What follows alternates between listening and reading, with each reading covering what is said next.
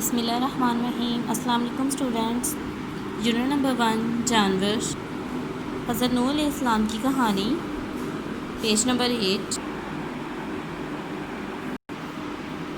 Students book reading کرنی ہے اس کی۔ حضرت نوح علیہ السلام اللہ کے نبی تھے۔ وہ لوگوں کو اچھے کام کرنے اور برے کاموں سے بچنے کے لیے کہتے رہے۔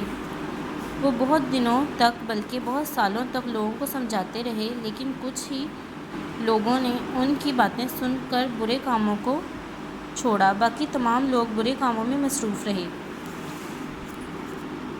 جب اتنے بہت سے سالوں تک ان کی کوششیں کامیاب نہ ہوئیں تو اللہ نے ان لوگوں کو سزا دینے کا فیصلہ کیا۔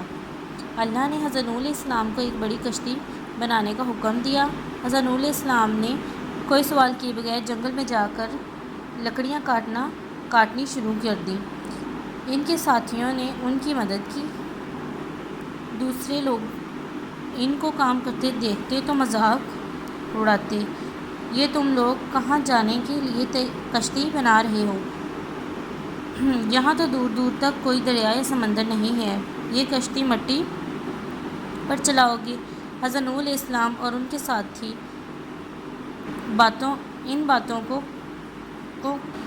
ان باتوں کا کوئی جواب نہ دیتے اور اپنے کاموں میں لگے رہتے۔ کچھ دنوں میں بہت بڑی کشتی تیار ہو گئی تو اللہ نے حکم دیا کہ تمام جانور اور پرندوں کا ایک ایک جوڑا اور کھانے پینے کا سامان کشتی میں رکھ لو۔ انہوں نے اللہ کا حکم مانا اور ویسا ہی کیا جیسا اللہ نے حکم دیا تھا۔ تمام جانور جیسے ہرن، ہرنی، گائیں، بیل، گھوڑا گھوڑی وغیرہ کو کشتی میں سوار کر لیا۔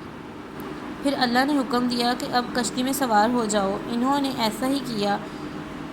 جو لوگ دیکھتے رہے تھے وہ مذاق اڑانے لگے، ارے یہ سب کو کیا ہو گیا، یہ کیوں کشتی میں بیٹھ رہے ہیں؟ نافرمان لوگوں میں حضرت نوح علیہ السلام کا بیٹا بھی شامل تھا۔ حضرت نوح علیہ السلام نے اسے پہلے بھی سمجھایا لیکن وہ نہ مانا۔ ایک بار پھر انہوں نے اسے بلایا مگر اس نے کہا میری فکر نہ کریں، مجھے کچھ نہیں ہوگا۔ اچانک بادل آ گئے اور بہت تیز بارش ہونے لگی۔ تھوڑی دیر میں ایسا لگا کہ جیسے زمین سے بھی پانی ابل رہا ہو، چاروں طرف پانی ہی پانی ہو گیا۔ لوگ اپنی جان بچانے کے لیے ادھر ادھر بھاگنے لگے، کچھ درختوں پر چڑھ گئے اور کچھ مکانوں کی چھتوں پر، لیکن اتنا پانی ہو گیا کہ درخت بھی ڈوب گئے اور مکان بھی، یہاں تک کہ جس پہاڑ پر حضرت نوح علیہ السلام کا بیٹا اپنی جان بچانے کے لیے چڑھ گیا تھا وہ بھی ڈوب گیا۔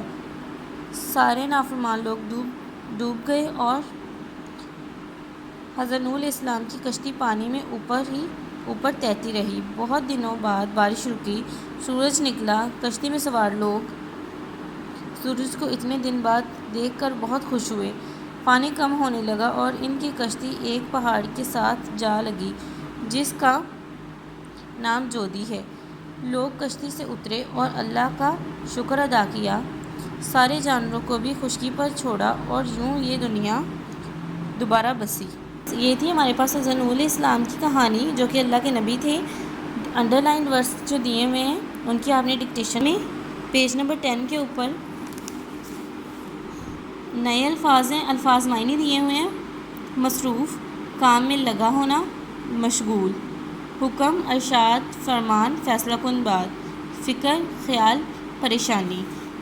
نافرمان، حکم نہ ماننے والا۔ بسی، آباد ہوئی، خشکی، زمین۔